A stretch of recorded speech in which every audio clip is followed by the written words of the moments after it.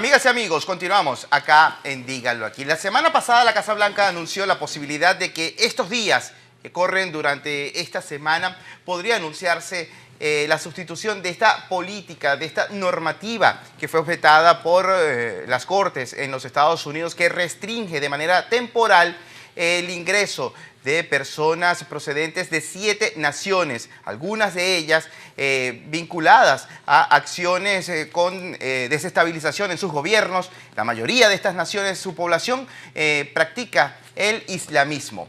Precisamente ante esta expectativa por parte de la comunidad que tiene sembradas instalaciones acá en el sur de Florida, existe todavía esta preocupación, este dolor de cabeza, puesto que no se sabe cómo va a ser reformulada esta normativa que podría afectar y que podría blindar más esta decisión ejecutiva que ya fue torpedeada por primera vez en las Cortes acá en los Estados Unidos. Así es, para hablar justamente de ello nos acompaña Wilfredo Ruiz, quien es portavoz del Consejo de Relaciones Islámico-Americanas, para hablar un poco de esta situación, porque estamos hablando de 7 naciones en donde de alguna manera se ha catalogado prácticamente quienes vienen de allá de seres peligrosos o terroristas, y obviamente hay una gran preocupación ante la comunidad islámica, a pesar de que posterior a este decreto el señor Trump ha señalado de que esto no es en contra del Islam y que no va directamente hacia lo que es la comunidad islámica. Pues obviamente hay un tema de gran preocupación sobre lo que va a venir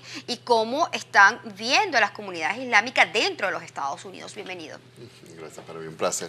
Es muy preocupante porque esta es una orden más de una serie de órdenes que quiere implementar el presidente o pretende implementar el presidente, estereotipando comunidades minoritarias étnicas o religiosas en el país como que presentan un problema de seguridad nacional.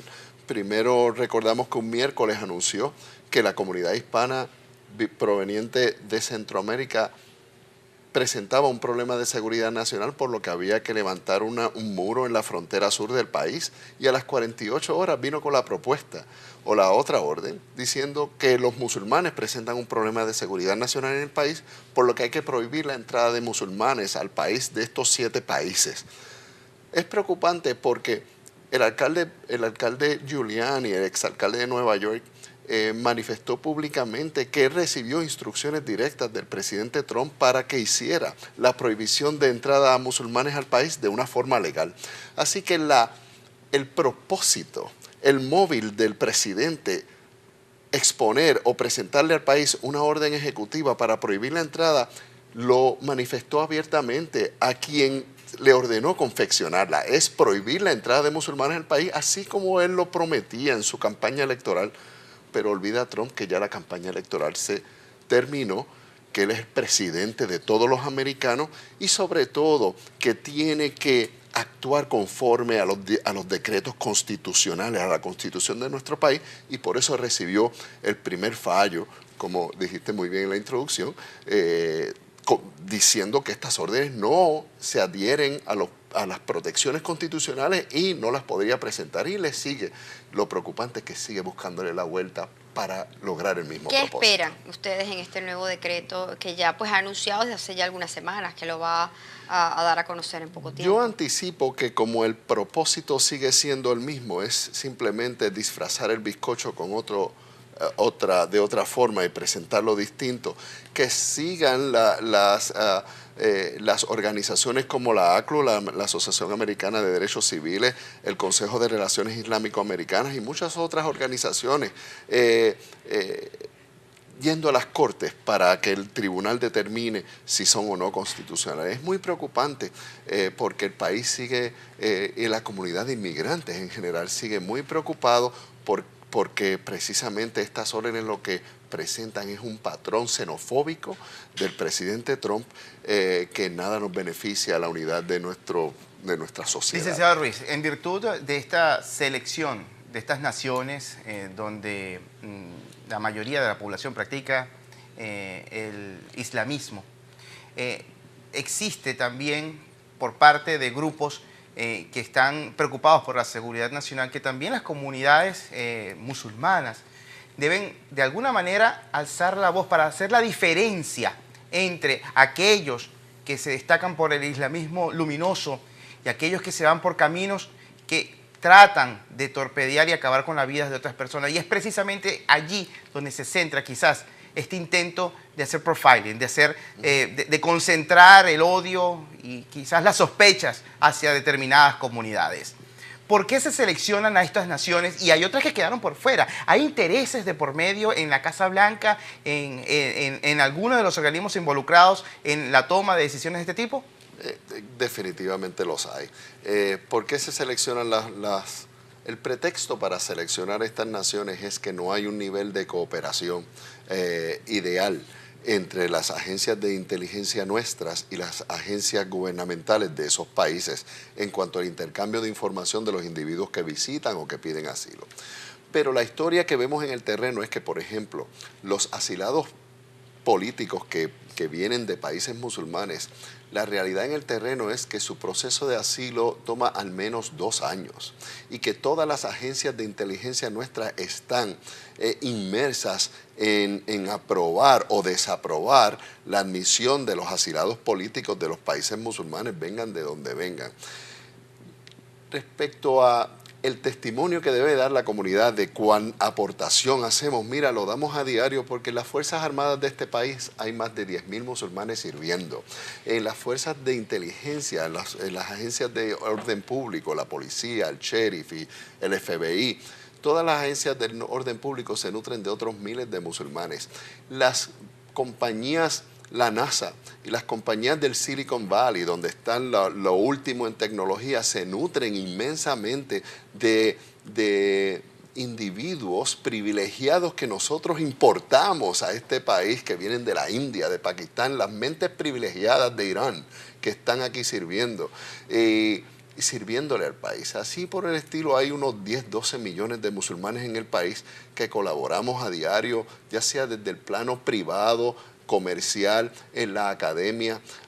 Una de las mayorías en los doctores que sirven en este país vienen de países musulmanes. Y así esas aportaciones es la que pretende tirar por la borda de un plumazo el presidente Trump y decir que los musulmanes presentan un problema en vez del beneficio que traen. En la administración anterior eran muy enfáticos en hablar del tema del islamismo radical en función de ciertas situaciones que se han presentado a nivel mundial para de alguna manera diferenciar lo que se ha venido presentando a lo largo de todos estos meses, que obviamente es un tema de seguridad no solamente para el tema del occidente, sino para el oriente, para el mundo entero de lo que estamos viendo actualmente. De hecho, muchos de los que vienen son justamente víctimas de este tipo de personas. Hablando justamente y explicar un poco el tema de la religión. Más allá de que esto es un país pues que es de libre religión y que de alguna manera cualquiera puede practicar la religión que así lo desee, porque eso lo establece la Constitución de los Estados Unidos. Más allá de eso, quizás siempre existen tabúes por la falta de conocimiento, por la ignorancia de la gente, y más allá de este tipo de declaraciones, este tipo de cosas, lo que hace crear son ciertas xenofobias a las personas, pero por ignorancia. Explicarle un poco a quienes nos están viendo en este momento, porque cuando han habido situaciones dentro del islamismo radical, usted ha sido uno de los primeros que ha salido a declarar en contra de esas personas. Claro, y durante la campaña electoral hubo instancias en que había esta discusión, algo en la semántica de que si se deberían llamar extremismo islámico o radicalismo islámico, porque lo que sucede es que en la medida que cualquier persona abrace una política de violencia y terrorismo, en realidad ya deja de ser islámico.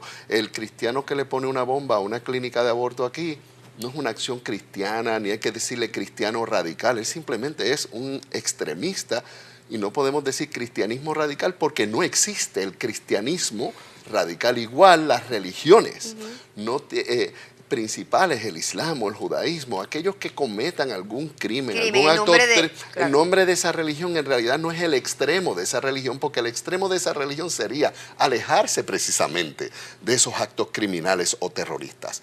Sí hay un problema de algunos musulmanes que han abrazado el extremismo, pero también es un problema más amplio del que se le quiere presentar al país.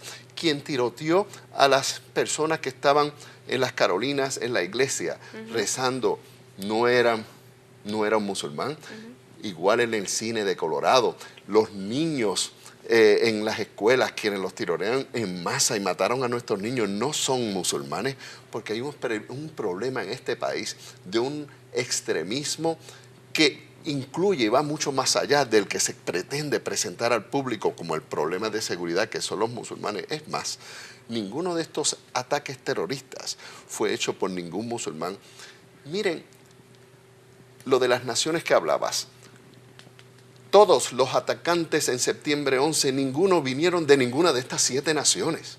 Y de las naciones de donde vinieron esos atacantes no tienen ningún tipo de obstrucción ni requisito mayor que el que tiene Francia o que tiene España o el que tiene Inglaterra. ¿Por qué? Porque hay unos intereses políticos donde, por ejemplo, las monarquías del Golfo no se quieren tocar ni con una vara larga por la intimidad que existe en todos los niveles de inteligencia, de colaboración comercial, de controlar los mercados petroleros. Y la parte económica.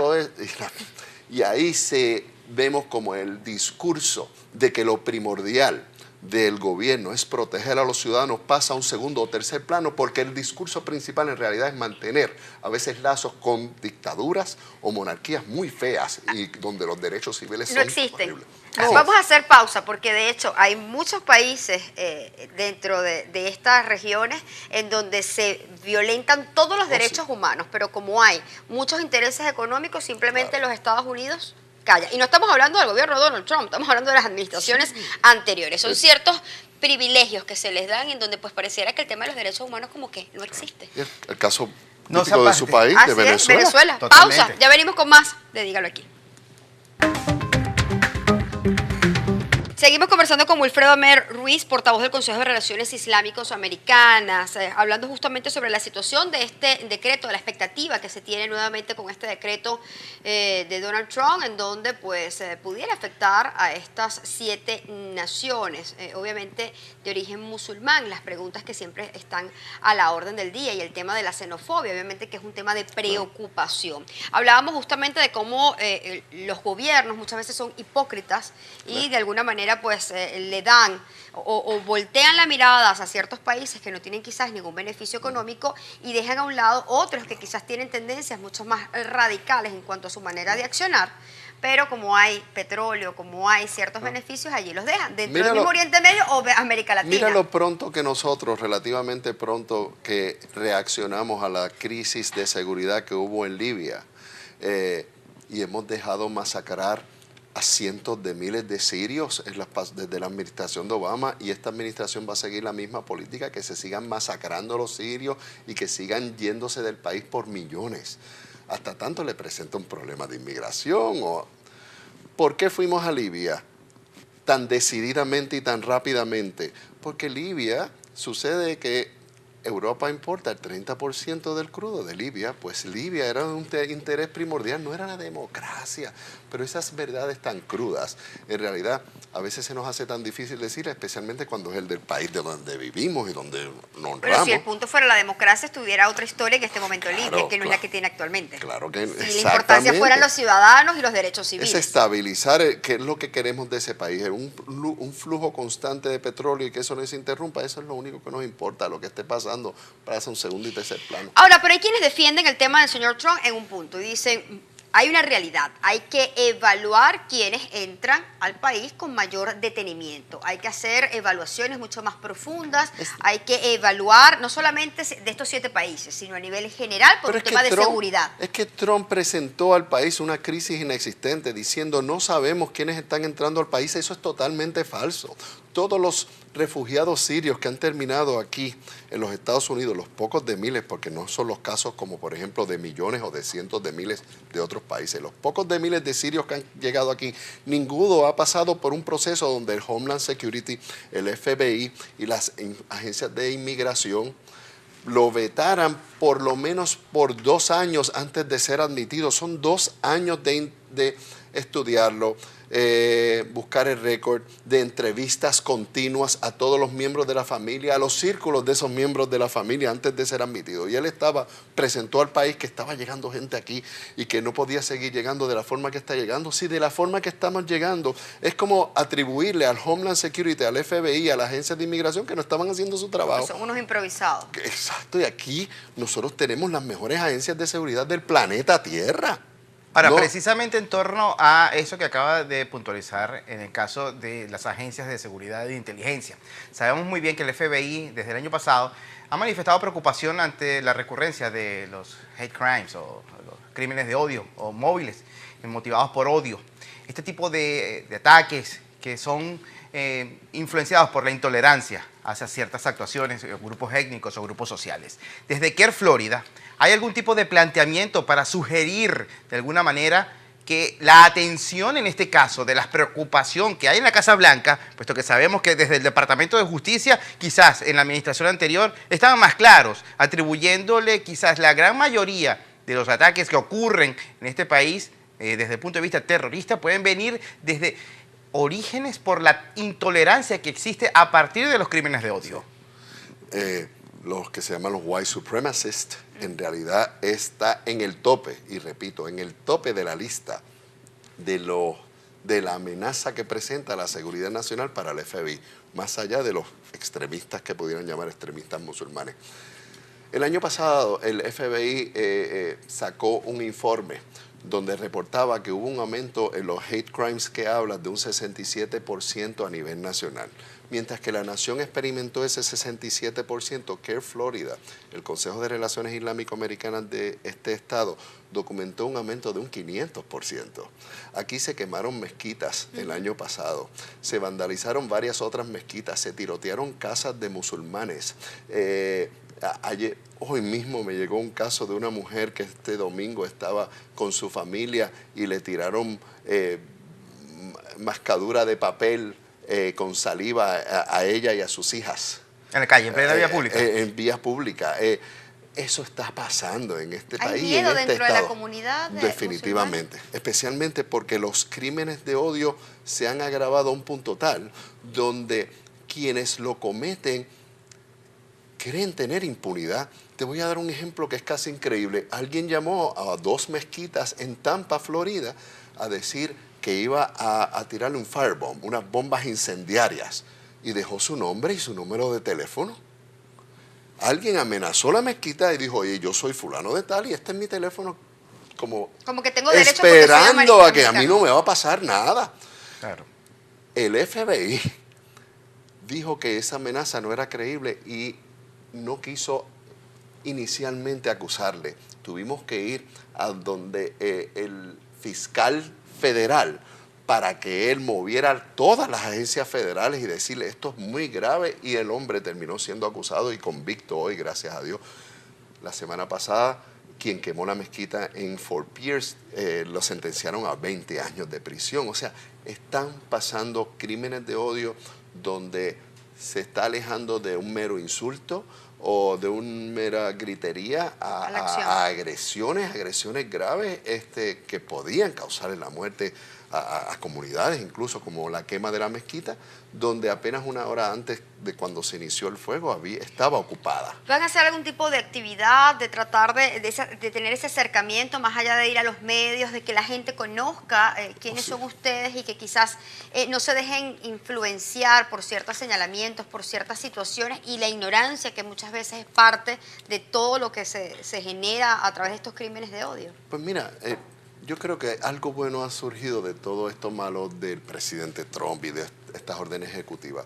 La solidaridad que estamos experimentando entre comunidades que están siendo afectadas, la ACLU, comunidades de trabajadores inmigrantes, con el Consejo de Relaciones Islámico-Musulmanas, como comunidades LGBTQ, trabajando no tan solo como tradicionalmente lo hacían, donde quizás intercambiábamos para que cada cual se conociera y presenciara las actividades del otro. Ahora están trabajando estratégicamente, poniendo los recursos. Mira, yo tengo 5 abogados en CARE, ACLU tiene tanto, tú te haces cargo de esta parte de un litigio. ya nosotros fuimos de los primeros que demandamos Care Florida a Donald Trump por las órdenes ejecutivas también, claro, junto a una coalición de comunidades. Esa solidaridad es quizás lo positivo de todo esto, que hemos visto todas estas comunidades ya trabajando juntas estratégicamente, no solo en marchas o en la prensa, estratégicamente compartiendo abogados, recursos para combatir esto. Toda Muchísimas situación gracias, trae Wilfredo. cosas buenas. Así es. Muchísimas gracias, Wilfredo, Placer. por acompañarnos el día de hoy. Wilfredo Amer Ruiz, portavoz del Consejo de Relaciones Islámico-Americanas, por acompañarnos el día de hoy. Tiempo de hacer pausa, ya venimos con más.